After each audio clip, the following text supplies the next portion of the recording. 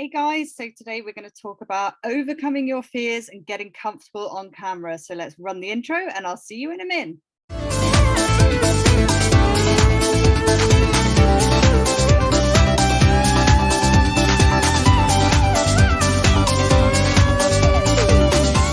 Hey guys, so today I wanted to talk to you about getting comfortable on camera. How can you do it? What's the magic solution? I talk to people every single day who want to start their own online business and they are absolutely terrified of getting on camera. And I get it. I think everybody's been there. You feel awkward, you feel embarrassed about what other people might think about you, and you sound different on camera to how you do in your head.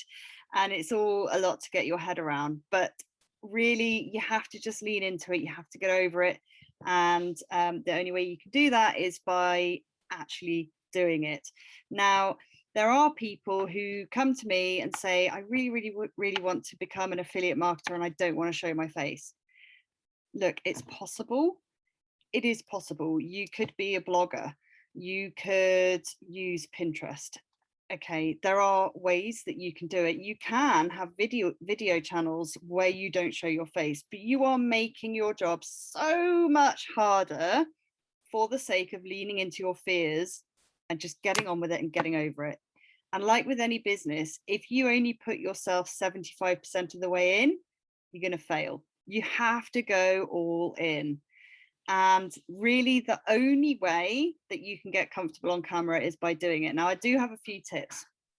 Okay, so first of all, you have to lean into your fears. You have to just do it in order to get better at it. You know, we don't come out of the womb able to walk. We have to practice and we have to fall over a lot and get up and try again. In fact, that's one of my favorite analogies about life in general. Toddlers don't quit learning to walk, do they? They fall over a heap, a ton, and they get up and they try again. And what's more, when toddlers are learning to walk and they fall, people don't judge them for falling. They applaud them for trying and encourage them to go again, which I think is something that we could all keep in mind and do more of for each other as we grow into adulthood. But anyway, I'm going off on a tangent.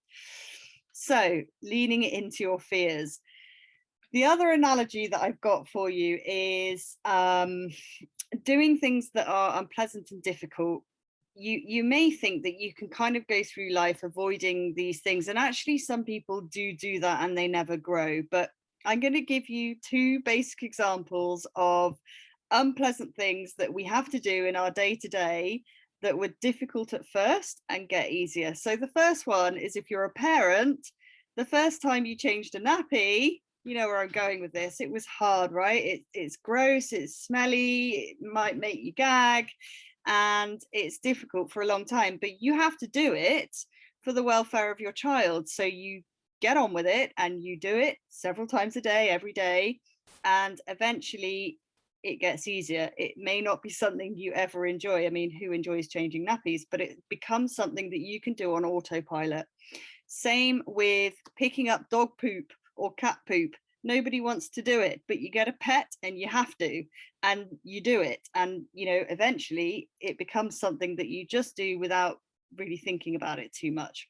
Maybe that was a bad analogy, but anyway. So same with getting on camera. Now, there's a couple of things you can do. I got comfortable on camera. I was pretty comfortable on camera anyway. I had some experience of doing Facebook Lives and that sort of thing before I got into the digital space.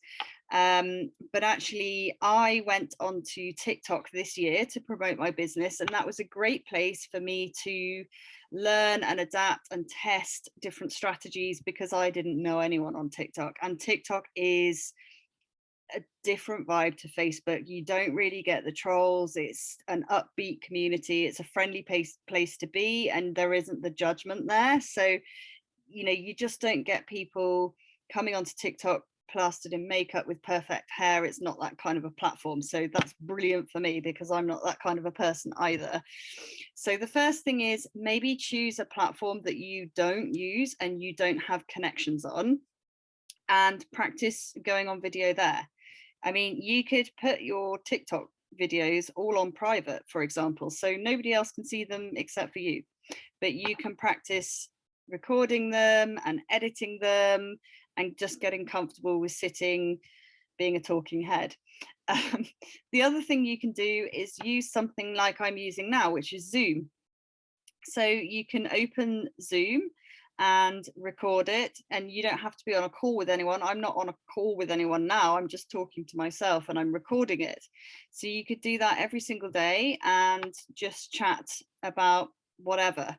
Now, I find it easier to talk off the cuff than I do to work from notes, because if I have notes, then I end up just, reading them. And for some reason, if I try to read notes, I lose my place worse than if I'm just talking from my mind. But you'll find whatever works best for you. So either use some notes. You can also get they called auto cues, where it puts the writing actually on the screen for you to read, like a newsreader, or just shoot from the hip and just see what comes out. And maybe try not to mention dog poo. I don't know. I don't know where that came from. I'm sorry. But these are all things that you can be doing to help you. The other thing that I have to stress is that nobody is judging you as much as you think they are. Honestly, people, and I mean this in the nicest way, but people really don't give a shit.